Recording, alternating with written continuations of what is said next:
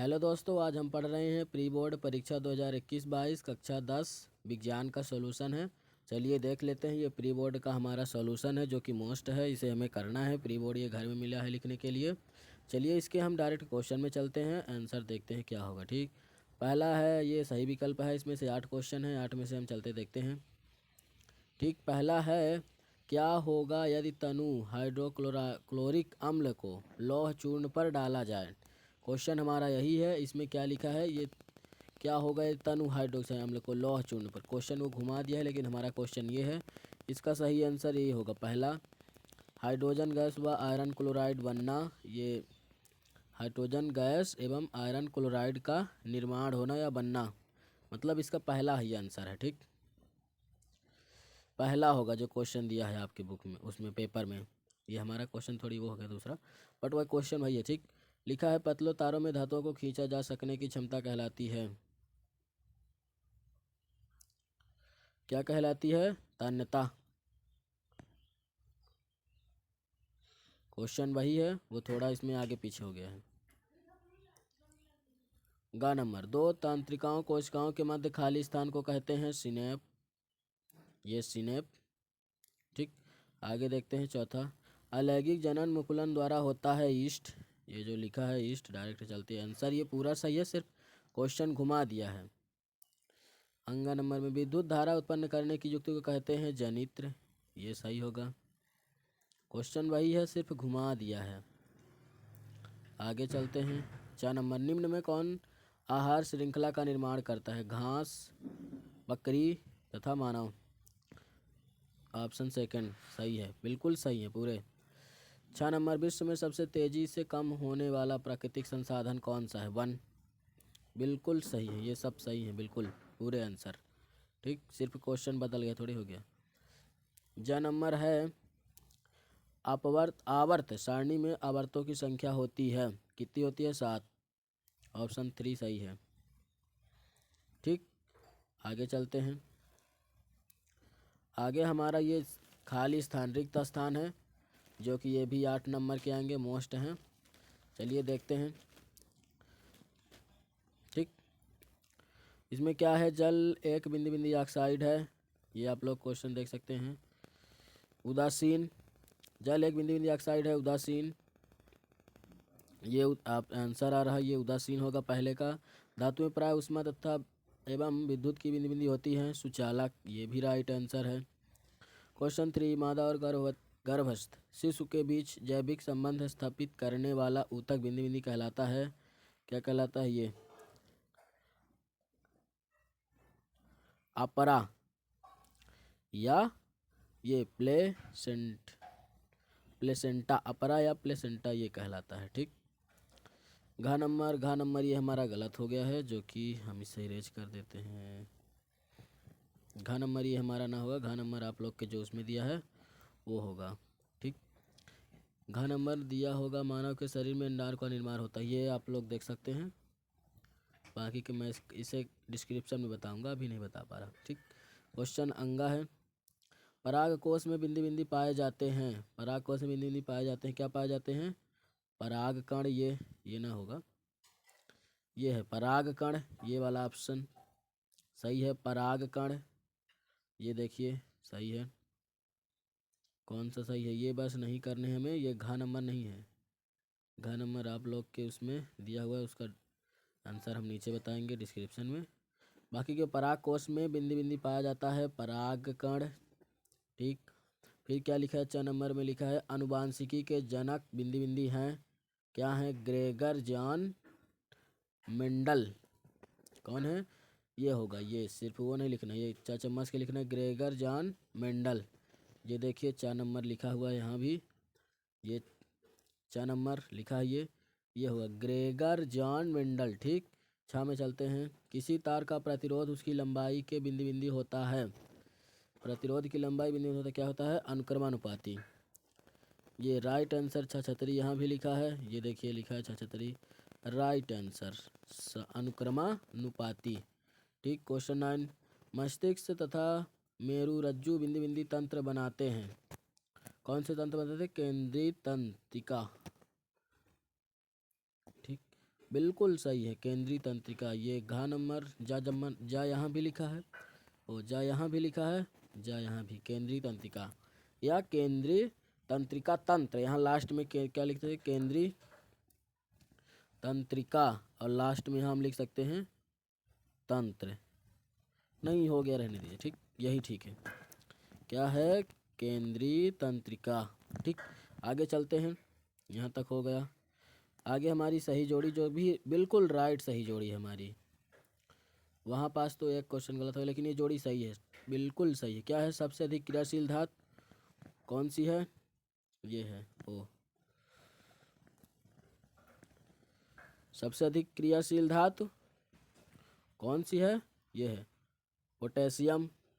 ठीक, क्या सामान्य रक्तदाब, ये क्या है, ये जो संख्या लिखी हुई ये है 120/80 mmHg। ठीक ठीक, गा नंबर है पादा हार्मोन्स, ये कौन सा है, पादा हार्मोन्स बिल्कुल नीचे, ये इसी के नीचे ये क्या लिखा है, साइटोकाइनिन। ठीक, आगे घ नंबर, घ क्या है, शुक्राणु उत्पन्न नियंत्रण, इसका है पहला, ये पहला स्टोरेटेरान। ठीक, क्वेश्चन अब देखते हैं पांचवा, तारों का टिमटिमाना क्या है, ये है वायुमंडल, ये है अंगा।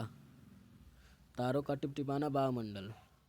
ली अपवर्तनांक नीचे भी, इसका आंसर भी है। लेंस क्षमता क्या है, ये लेंस क्षमता ये है चम्मच, ये क्या है, डायप्टर लेंस क्षमता। ठीक, फिर जरा दृष्टि दोष, ये क्या है, ये जरा दृष्टि दोष ये है द्विफोकसी लेंस। ठीक, फिर क्या है, विद्युत विभवांतर, इसका होगा, इसका ये होगा वोल्ट। ठीक, चलिए इसकी नीचे आंसर देख लेते हैं। ये है बिल्कुल राइट आंसर सॉल्यूशन। ये क्या है, बिल्कुल राइट है ये देख सकते हैं, जो ये हैं ये हमारे बिल्कुल राइट है। ये क्या होगा, पहले का तीसरा होगा, फिर चौथा नंबर का ये होगा, ये वाला सतवां। ठीक, फिर ये गा का आठवां, घा का पहला, अंगा का ये छठवां, चा का दूसरा, छा का पांचवा, जा का चौथा। ठीक, चलिए देखते हैं आगे। ये भी बिल्कुल राइट, एकदम पूरे राइट हैं। एक वाक्य के उत्तर में चलते हैं। एक वाक्य के उत्तर में क्या है, पहले में लिखा है, पहले क्वेश्चन नहीं पढ़ते, डायरेक्ट आंसर से। ठीक, जल का शुद्ध पीएच मान 2 या 2 से अधिक धातुओं को समांगी मिश्रण को कहते हैं। पहला होगा 7।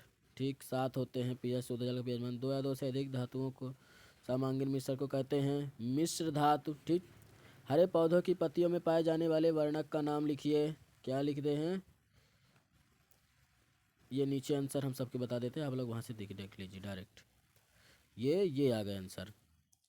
पहले में बताए 7, फिर बताए मिश्र धातु, फिर क्लोरोफिल, ये हुआ हमारा गा नंबर का क्लोरोफिल। हरे पौधे की पत्तियों में पाए जाने वाला वर्णक का नाम क्लोरोफिल। नर युक्त एवं मादा युक्त के संलयन को कहते हैं घ नंबर का निषेचन। ये घ नंबर का क्या होगा, ये होगा निषेचन। लिंग निर्धारण करने वाले गुणसूत्र एक्स वाई, लेंस की क्षमता का सूत्र या P equal to F metre में। आगे चलते हैं, 4 नंबर के बाद निकट दृष्टि दूर करने में कौन सा लेंस उपयोग किया जाता है, अवतल लेंस। विद्युत प्रतिरोध का SI मात्रक ओम। ठीक, ये बिल्कुल सही आंसर है, आप लोग देख सकते हैं। ये क्वेश्चन जितने आंसर हमने बताए ये पूरे सही हैं, इसी तरह लिख ले सकते हैं आप लोग। चलिए दोस्तों आगे चलते हैं, देखते हैं ये क्वेश्चन, इसका आंसर। ये जो हमने यहाँ पास बता रहे हैं ये पहले का आंसर है। किसका आंसर है, एक शब्द या एक वाक्य का। चलिए देखते हैं इसके आगे। एक शब्द या एक वाक्य का उत्तर जो यहाँ पास अभी हमने बताया 7 मिश्र धातु क्लोरोफिल, ये सब उन्हीं के हैं। निषेचन एक्स और वाई, पी जो भी हमने पिछले बताया अभी वही है। इसके आगे हम देखते हैं, ये अब हमारे क्वेश्चन जो है ये हमारा क्वेश्चन 5वां, श्वसन की क्रिया को समाक्षेपी क्रिया क्यों कहते हैं। ठीक, ये हमारा क्वेश्चन अथवा आ गया उसी का। तेल एवं वर्षा युक्त पदार्थों को नाइट्रोजन से प्रभावित क्यों किया जाता है। ये हमारा क्वेश्चन 5वें का अथवा है, जो कि हम उसका आंसर देखने वाले हैं। चलिए देखते हैं। ये आ गया उसका आंसर। तेल एवं वसा युक्त खाद्य पदार्थ पर जब हवा के संपर्क में आते हैं, ये हमारा आंसर है। आप लोग देख सकते हैं इसे। ये औपचारिक होता है, विकृत गंधित हो जाते हैं। ठीक, चलिए देखते हैं अब हम क्वेश्चन 6वां। क्या है अमलगम, क्या है संक्षारण, क्या है। ये दो हमारे दिए हुए हैं, देखते हैं। दोनों हैं क्वेश्चन, अमलगम क्या है और संक्षारण क्या है। ये अथवा है, दोनों में से हमें एक लिखना है। चलिए देखते हैं उसका आंसर। हम संक्षारण का देख रहे हैं, ये हमारा संक्षारण है। क्या है संक्षारण, ये हमें परिभाषा जो कि लिखा है, जब लोहे या लोहे जैसे पदार्थ से बनी वस्तु अपने आसपास अम्ल, आर्द्रता, नमी आदि के संपर्क में आती हैं तब ये संरक्षित होती हैं। इस प्रक्रिया को संक्षारण कहते हैं। इच्छा हो तो आप लोग उदाहरण लिख सकते हैं। लोहे पर जंग लगना अर्थात उस पर लाल भूरी परत जमना, या फिर नहीं लिख सकते तो हम बता देते हैं कितना लिखना है। ये जितने में हमने रेड कर दिया, इसीलिए हम रेड कर देते हैं क्योंकि यहाँ पास हमें इतने नहीं लिखना है। सिर्फ जितने में सिंपल दिख रहा है उतना ही हमें लिखना है, जितने में रेड है उसमें नहीं लिखना है। चलिए देखते हैं आगे। ये हमारा क्वेश्चन 7 आ गया। मेंडलीव की आवर्त सारणी का नियम लिखिए। ठीक, आप लोग को जो सही लगे वो लिख सकते हैं। मेंडलीव की आवर्त सारणी तत्वों के भौतिक एवं रासायनिक गुण, उनके परमाणु द्रव्यमान के आवर्ती फलन होते हैं, या फिर अथवा लिख सकते हैं। वहाँ नियम, हाँ इतना ही लिखना है यहाँ तत्वों से यहाँ तक, या फिर न्यूक्लियड लिख सकते हैं।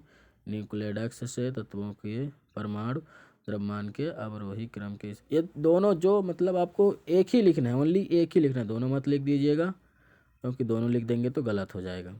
सिर्फ हमें या ऊपर वाला लिखना है या सिर्फ नीचे वाला। अथवा का मतलब यही होता है कि या आपसे ऊपर वाला बन रहा है तो ऊपर वाला कीजिए या फिर अथवा कीजिए, लेकिन हमने आपको दोनों बता दिया, दोनों में से सिर्फ एक करना है, दोनों मत कर दीजिएगा। जो आप लोगों को सही लगे उसे कर दीजिए। चलिए आगे देखते हैं।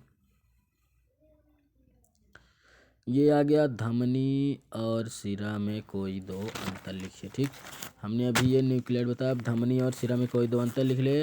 आक्सी व अनाक्सी श्वसन में कोई दो अंतर, तो हम कौन सा देख लेते हैं। चलिए देख ही लेते हैं, पता चल जाए। ये आक्सी श्वसन, अनाक्सी श्वसन, ये हमने दो देखा, दो लिखे हैं, दोनों हमें लिख देने हैं। बस इसी तरह लिखना है। पहला है ऑक्सीजन उपस्थिति में होता है, यह ऑक्सीजन की अनुपस्थिति। ठीक, इसमें कार्बनिक पदार्थों का पूर्ण ऑक्सीकरण होता है, इसमें का अपूर्ण होता है। ठीक, आप लोग लिख सकते हैं। हम चलते हैं 9वें में। 9वें में क्या है, कायिक प्रवर्धन क्या होता है। ठीक, ये लिख सकते हैं।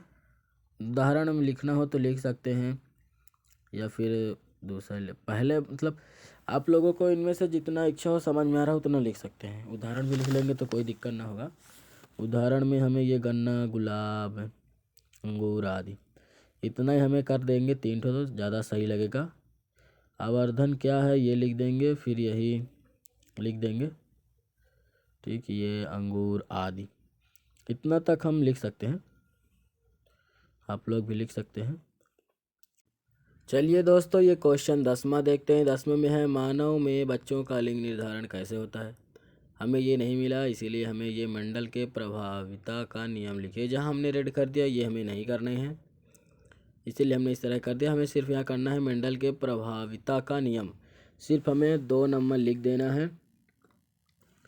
ठीक, क्वेश्चन 10वां है, मंडल के प्रभाविता का नियम। ठीक, हमें इतना ही कर देना है बस, इसके आगे हमें कुछ नहीं करना है। क्या लिखा है, जब विपरीत लक्षणों को जोड़े को ध्यान में रख कर क्रॉस कराया जाए तो पहली पीढ़ी में केवल प्रभावी लक्षण ही दिखाई देंगे। तो देख सकते हैं। अब हम क्वेश्चन आगे देखेंगे। क्वेश्चन 11 में ये क्या है, परावर्तन के नियम लिखिए।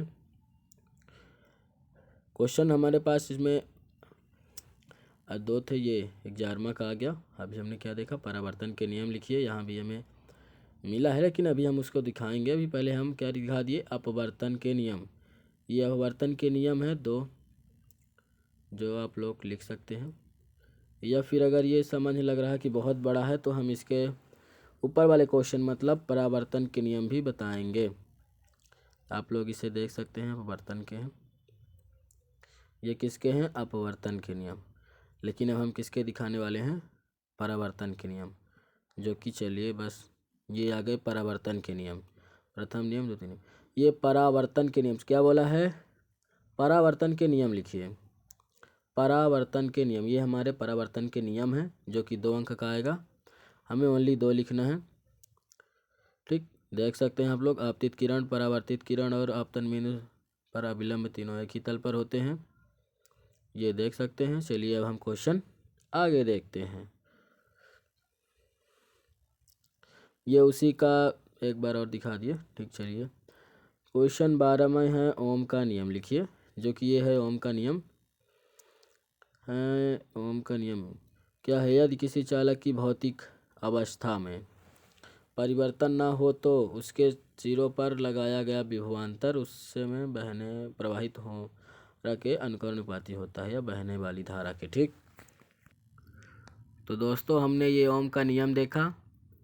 अब इसके आगे क्वेश्चन अथवा में क्या, अथवा में जो दिया है विद्युत परिपथ का क्या अर्थ है, ये हमें नहीं मिला। आप लोग को एक ही करना है, ऊपर वाला कर सकते हैं ओम का नियम। चलिए आगे क्वेश्चन देखते हैं। क्वेश्चन में क्या है, विद्युत विभव क्या है, ठीक। ये क्वेश्चन दिया हुआ है, इसमें पूछा है विद्युत विभव क्या है।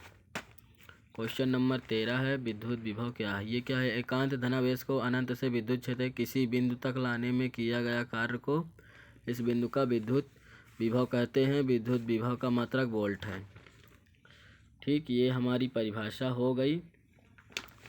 और ये प्रतिरोध किसे कहते हैं, आप लोग 2 में से एक कोई लिख सकते हैं, ठीक। तो चलिए देखते हैं आगे। ये क्वेश्चन नंबर 14 आ गया। क्या है, परितंत्र के अजैविक घटकों के नाम लिखिए। ये भी हमें नहीं मिला, लेकिन हम नीचे वाला बता रहे हैं, ओजोन परत के क्षय होने के कारण लिखिए। ये आप 2 कारण लिख सकते हैं ओजोन क्षय होने का। आगे देखते हैं 15 नंबर का। ये क्वेश्चन आ गया 15, निम्नलिखित रासायनिक समीकरण को संतुलित कीजिए। ये जो हमारी जो समीकरण है, ये हम नीचे संतुलित किए गई हैं। यही हमें इसी तरह जो नीचे बना हुआ है, जैसे पहले में है 2HNO3 प्लस CaOH का whole twice AQ equal to CaNO3 का होल 2 AQ। बस इसी तरह करना है। आगे वाला देखते हैं क्वेश्चन उसका। अथवा में क्या है, रासायनिक अभिक्रिया किसे कहते हैं, संयोजन व प्रतिस्थापन अभिक्रिया को उदाहरण सहित समझाइए। तो दोस्तों ये रासायनिक अभिक्रिया दी हुई है, ऊपर किसे कहते हैं बताया गया है, ठीक। ये रासायनिक संयोजन अभिक्रिया है, फिर उसका उदाहरण। ये नीचे आ गए प्रतिस्थापन अभिक्रिया, फिर इसका उदाहरण, ठीक दोस्तों। तो क्वेश्चन नंबर 16 में चलते हैं। क्वेश्चन नंबर 16 में है, सूर्योदय के समय सूर्य रक्ताभ क्यों प्रतीत होता है। ये आ गया उसका आंसर। ये आंसर लिख सकते हैं, यही हमें इतना पूरा लिखना है क्योंकि 3 नंबर में है, तभी ठीक रहेगा। चलिए आगे देखते हैं। टिंडल प्रभाव को उदाहरण सहित समझाइए। उसी का अथवा क्वेश्चन नंबर 16 का अथवा है, टिंडल प्रभाव उदाहरण सहित समझाइए। ये टिंडल प्रभाव लिख सकते हैं, फिर इसके नीचे उदाहरण, घने जंगल, ठीक। आगे देखते हैं क्वेश्चन 17। क्वेश्चन 17 में है, चुंबकीय बल रेखाओं के गुण लिखिए। 3 नंबर का है, 4 दिया, हम चारों लिख सकते हैं। 3 नंबर में है तो हम चारों लिख सकते हैं, सही रहेगा, अच्छा भी रहेगा। इसी तरह हमें लिखना है चुंबकीय बल रेखाओं के निम्नलिखित गुण, फिर डैश करके फिर आगे लिख देना है दोस्तों। अब चलते हैं इसके अथवा में। अथवा है, फ्लेमिंग के दाएं हाथ का नियम लिखिए, जो कि ये फ्लेमिंग के दाएं हाथ का नियम है, देख सकते हैं। और फिर ये दर्शाया गया है। तो दोस्तों क्वेश्चन हम आगे चलते हैं। क्वेश्चन ये हमारा 18 आ गया। 18 का हमने ऊपर वाला नहीं मिला, इसीलिए हमने नीचे वाला अथवा कर दिया। हमें एक ही करना होता है, चाहे अथवा वाला करें या उसके नीचे वाला, लेकिन हमने ऊपर वाला नहीं मिला, इसलिए हमने 18 का ये अथवा लिख सकते हैं। प्रश्न उत्तर क्रमांक 18 का उत्तर अथवा, ठीक। अथवा है ये है उसकी हानियाँ। हानियाँ में हमें 3 हानियाँ लिख देंगे और परिभाषा तो ठीक रहेगा। ये हमें ऊपर का जहाँ हमने क्रॉप कर दिया वो मतलब हमें नहीं करना था, सिर्फ हमें ये हानियाँ लिखना है। क्वेश्चन वो हानियाँ था, हमें ये हानियाँ बस लिखना है, हो गया। ये जहाँ ऊपर रेड कर दिया इसका मतलब हमें ये नहीं करना है। ठीक दोस्तों, तो आगे चलते हैं। क्वेश्चन अब आ गया हमारा 19 नंबर। चलिए देख ही लेते हैं उसका भी। ये आ गया व्यंजक एवं धावक। ये ऊपर वाला भी क्या है कि इसका आंसर पूरा नहीं मिला, इसीलिए हमने इसे उतना ही 2 का है, लेकिन हम इसे नहीं करेंगे, नीचे वाला करेंगे, जो कि हमारा नीचे वाला आंसर पूरा हमें 4 नंबर दिलाने वाला है। जिप्सम से प्लास्टर ऑफ पेरिस कैसे प्राप्त करें, प्लास्टर ऑफ पेरिस के क्या उपयोग हैं। ठीक, ये हमारा क्वेश्चन है, ये हमारा फुल क्वेश्चन आ गया। क्या है, जिप्सम से प्लास्टर ऑफ पेरिस कैसे प्राप्त करेंगे। समीकरण, इसमें समीकरण बोला लेकिन हमारे पेपर में समीकरण नहीं बोला है। क्या बोला है, जिप्सम से प्लास्टर ऑफ पेरिस कैसे प्राप्त करें, प्लास्टर ऑफ पेरिस के उपयोग। हमें ये अपने बनाने की विधि और उपयोग पूरे कर देने हैं। तो दोस्तों ये हमें विधि लिखनी है और उपयोग, जैसा कि हमने बताया। विधि है जिप्सम, इसका सूत्र है ये इतने कैल्शियम ताप पर गर्म करने पर यह जल के अणुओं को त्याग कर प्लास्टर ऑफ पेरिस या अर्ध हाइड्रेटेड हेमी हाइड्रेटेड बनाता है। ठीक, ये जहाँ हमने रेड कर दिया, ये हमारे क्वेश्चन में नहीं था, इसीलिए हमने इसे रेड कर दिया। ठीक, ये हमारे बनाने की विधि बन गई। उपयोग है, हमें उपयोग भी लिखना है टूटी हड्डियों को जोड़ने में। ठीक, बाकी किसका उपयोग आने वाला है। और चलिए देखते हैं। और खिलौना समाजवादी सामान आदि बनाने में, सतह को चिकना बनाने में समाजवादी, और तंत्र चिकित्सा में सांचे बनाने में। ठीक, हमें ये पूरा कर देना है, मतलब जितना इसमें दिया है पूरा इसी तरह हमें लिखना है, तभी जाके हमें 4 नंबर मतलब 4 नंबर मिलेगा। ठीक, अब ये क्वेश्चन 20 है। निम्नलिखित कार्बनिक यौगिकों के संरचना सूत्र लिखिए। क्या है, एथेन, प्रोपेन, ब्यूटेन, एथीन। ठीक, यही हमें दिए हुए हैं, इनका हमें ये संरचनात्मक सूत्र बोला है, इसीलिए हम इसे संरचना सूत्र लिखेंगे। चलिए, ये नाम है, इधर सूत्र है, इधर संरचना, हमें बिल्कुल इसी तरह बना देना है। आगे देखते हैं इसके। तो दोस्तों ये है पहला का एथेन। आगे देखते हैं, जैसे कि हमने बोला ये है प्रोपेन का। ठीक, ये सूत्र है C3H8, संरचना है। ब्यूटेन का है C4H10, और इधर संरचना है ये एथीन का है C2H4। ठीक, फिर इसका अथवा है निम्नलिखित यौगिकों की इलेक्ट्रॉन बिंदु संरचना लिखिए। ठीक, ये हमें संरचना लिखनी है, बनानी है। ये CO2 का हमने ये संरचना बनाया, CO2 की इलेक्ट्रॉन बिंदु संरचना। ठीक, यही हमें बनाना है, यौगिक के इलेक्ट्रॉन बिंदु संरचना लिखिए। संरचना मतलब लिखने के लिए ही हमें बनाना है। ठीक, ये आगे देखते हैं। पहले का है ये संरचना का मतलब यही जो गोले जैसे हैं, बिंदु रख के बना सकते हैं, या फिर पहले जो हमने पहला क्वेश्चन इसके ऊपर वाला बताया उसको भी कर सकते हैं। या दूसरा H2O की इलेक्ट्रॉन बिंदु संरचना। ठीक, ये आया NH3 का। ठीक, NH3 की इलेक्ट्रॉन बिंदु संरचना, या CH4, ये CH4 इलेक्ट्रॉन बिंदु संरचना। ठीक, जैसा कि आप लोग देख सकते हैं क्वेश्चन ये हमारा हो गया पूरा। एक बार और देख लेते हैं इसे, संरचना है तो ध्यान से, ये पूरे हो गए। ठीक, अब क्वेश्चन आगे चलते हैं। क्वेश्चन नंबर 21, मनुष्य के पाचन तंत्र का नामांकन चित्र बनाइए। मनुष्य के पाचन तंत्र का नामांकन चित्र, ये है मनुष्य के पाचन तंत्र का नामांकन चित्र। हमें बिल्कुल इसी तरह बनाना है। ये हम और जूम आउट करके देखते हैं, और छोटा करके, ये बिल्कुल इस तरह का आ गया। भी और छोटा, ये बिल्कुल इसी तरह हमें बनाना है। जैसे ये मुंह, ग्रस्तिका, आला, आहार नाल। ठीक, ये हमें बिल्कुल इसी तरह बनाना है। क्लियर दिख रहा होगा शायद, और जूम करके देख लेते, और क्लियर, बिल्कुल इसी तरह हमें बनाना है। ध्यान से देख सकते हैं। इसमें क्या बोला है, नामांकिन, मतलब नामांकिन बोला, इसीलिए हमने यहाँ पास नामांकिन मतलब चित्र भर हमें नहीं बना के छोड़ना है, हमें साथ में उसका नामांकन भी करना है। ठीक, अब इसके अथवा में है मानव हृदय का नामांकन चित्र बनाइए। चलिए इसे भी देख लेते हैं, मानव हृदय का नामांकन चित्र। तो दोस्तों ये हमारा मानव हृदय का नामांकन चित्र है, जो कि 21 नंबर के अथवा बोला है। मानव हृदय का नामांकन चित्र, ये हमें नामांकन का मतलब यही होता है कि नामांकन सहित। ये हमें इसका चित्र बस नहीं बनाना है, इसे हमें चित्र बना के नामांकन भी करने होते हैं, इसीलिए उसमें बोलता है नामांकन। नामांकित चित्र नाम के सहित चित्र का प्रदर्शन कीजिए। ठीक, ये ध्यान से देख सकते हैं, महाधमनी ये वगैरह वगैरह है, मानव हृदय का काट दृश्य। ठीक, अब हमारा क्वेश्चन 22 है, जो कि बस अब हम उसे ही सॉल्व करेंगे। 22 और उसका अथवा हमने पूरा क्वेश्चन सॉल्व किए हैं। ये हम इसे एक बार और जूम आउट करके देख लेते हैं, लगभग ठीक दिखता होगा।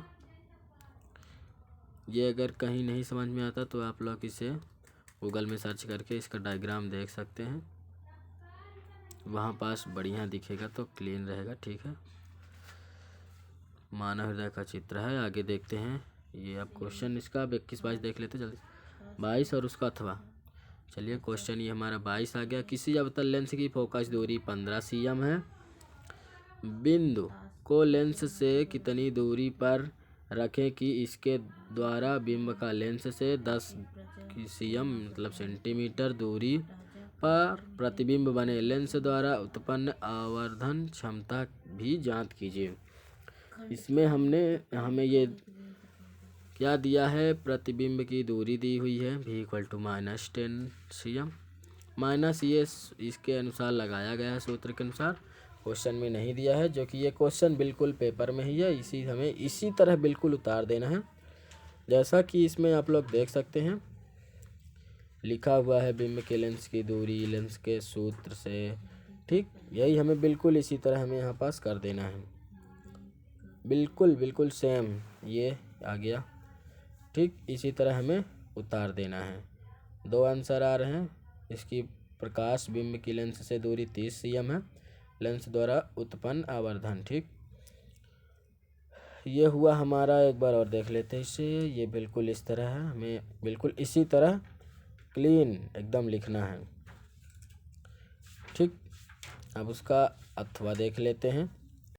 तो दोस्तों ये हमारा अथवा आ गया। किसी ऑटोमोबाइल में पीछे का दृश्य देखने के लिए उपयोग, क्वेश्चन थोड़ी चला गया। उपयोग होने वाले उत्तल दर्पण की वक्रता त्रिज्या 30 cm है। ये जो क्वेश्चन है ये बिल्कुल हमें इसी तरह लिख देना है, जैसा कि इसमें देख सकते हैं। ऊपर से नीचे तक आप लोग देखे होंगे। ये प्रतिबिंब का साइज, हाइट, ऊंचाई, चूँकि h तब डैश वो। ठीक, हमें बिल्कुल इसी तरह लिखना, बिल्कुल इसी तरह उतार देना है। तो दोस्तों धन्यवाद